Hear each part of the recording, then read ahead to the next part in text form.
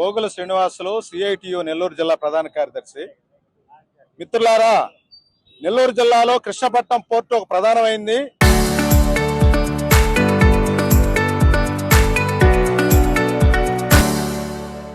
Krishnapatnam port వచ్చిన తర్వాత ఆ ప్రాంతం అభివృద్ధి చెందొద్దని చెప్పి అనేక రకాలుగా ముందు చెప్పారు. అక్కడ వేలాది ఎకరాల భూములన్నింటినీ స్వాధీనం చేసుకున్నారు.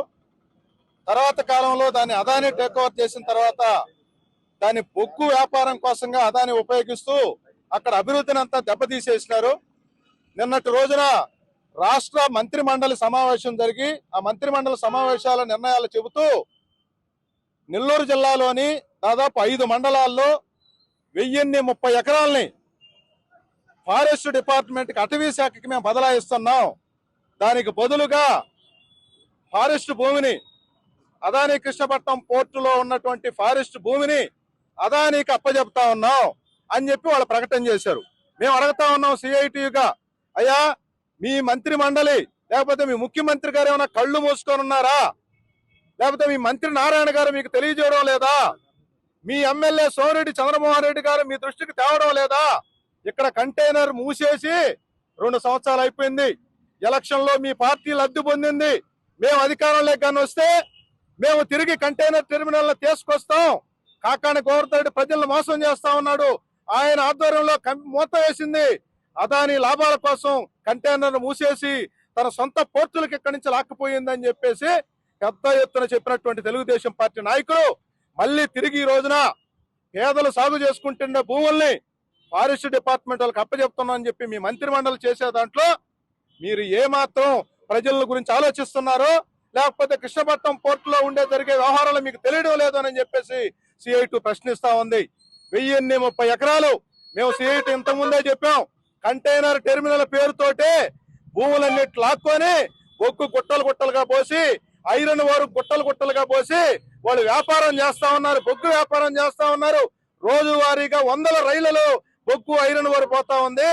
కంటైనర్ టెర్మినల్ వస్తే ఇక్కడ వ్యాపారస్తులకి, వరి పండించే వాళ్ళకి చుట్టుపక్కల ఎక్స్పోర్ట్ చేసుకునేదానికి అవకాశాలు వస్తాయని చెప్పేసి అనేక రోజులుగా ఆందోళన చేసింది సిఐటియు. కానీ మీకు చేమ కుట్టినట్టుగా లేదు. మళ్ళీ ఉన్న భూముల్ని పంగిల్లో రాపూరు, వరికుంటపాడు, తర్వాత వరికుంటపాడు మండలం, సీతారాంపురం మండలం, రాపూరు మండలం, అనేక మండలాల్లో 100 ఎకరాలను మీరు ఈరోజు కట్టబెడతా ఉన్నారు. ఇప్పటికైనా ఆలోచించండి, వాటిని రద్దు చేయాలి. కృష్ణపట్నం పోర్టులో కంటైనర్ టెర్మినల్ ప్రారంభించండి.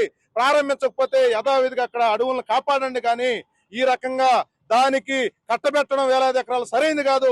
అదాని లాభం కోసమే ప్రయత్నం చేస్తున్నాడు. మీరు ఆలోచించండి, ప్రజల సంక్షేమం కోసం కాదని చెప్పేసి ఈ రోజు సిఐటి తరఫున ఇక్కడ ఆందోళన నిర్వహిస్తున్నాం. మిత్రులారా, పట్నం పోర్టు వచ్చిన తర్వాత నెల్లూరు నగరం చుట్టుపక్కల పారిశ్రామికంగా అభివృద్ధి అవుతుందని చెప్పేసి అనేకమైనటువంటి కలలు కనడం జరిగింది.